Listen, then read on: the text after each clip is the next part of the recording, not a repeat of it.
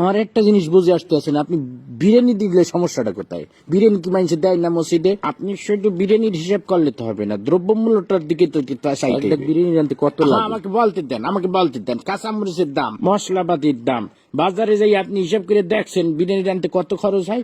আপনি খালি বিরিয়ানি হাঁটতে আসে বিরিয়ানি রানতে বর্তমানে যে খরচ হবে ওইটা দিয়ে ঢলঢলা খিচুড়ি আপনি 50 জন মানুষ এক পুরো গ্রাম ধরে আপনি খাওয়াই দিতে পারবেন। বুঝলাম না, প্রতি বছর ইফতারির সময় আপনার একটা হিসাব করবোই তো, সমস্যাটা কি আপনার? আপনি খালি খাওয়ার হিসাবটাই বুঝলেন, আপনি দ্রব্যমূল্য হিসাবটা বুঝবেন না। আপনি কি মনে হচ্ছেন আমি কি বহুত টাকার মালিক হয়ে গেছি? হ্যাঁ, এখন যত কামাই তত খরচ। এই যে আপনার মসজিদে প্রতি মাসে ইমাম সাহেবের বেতন না দিলে ইমাম সাহেব চলবে কেন? আমার কথা বলতে দেন। আবার এই যে রমজান মাস আইছে, তারাবি পড়াবে, হাদিয়া দিতে হইবে না?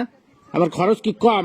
ফেতরা দিতে হইবে, জাকাত দিতে হইবে। শোনেন একটা কথা, রিজিকের মালিক আল্লাহ। আল্লাহ আপনার ধন সম্পত্তি দিছে, ধন সম্পত্তি দিয়ে আপনার পরীক্ষা লেখতে আছে। এই টাকা পয়সা যখন তখন আল্লাহ লইয়ে যেতে পারে। আপনি এই টাকা পয়সা আপনার জানে সৎকা করবেন, ফেতরা দিবেন। মুসলমান হিসেবে এটা আমাদের সকলের দায়িত্ব। সবাই বয়ান করে বুঝানো যায় না, বুঝছো?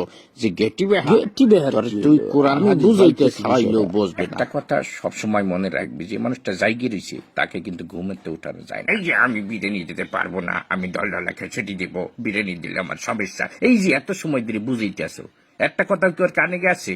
ও শুরুতেই বসতে আছে যে আমি ডলডলা খেচেটি দেবো, আমি বিরিয়ানি দেবো। আপনি কতক্ষণ ধরে বুঝাবো আমি? এই টাকা শোন, আমি গত বছর আমি পুরা গ্রাম বইটা আমি বিরিয়ানি খাওয়াইছি না, পুরা গ্রাম কোনো ঝামেলা হয়েছে।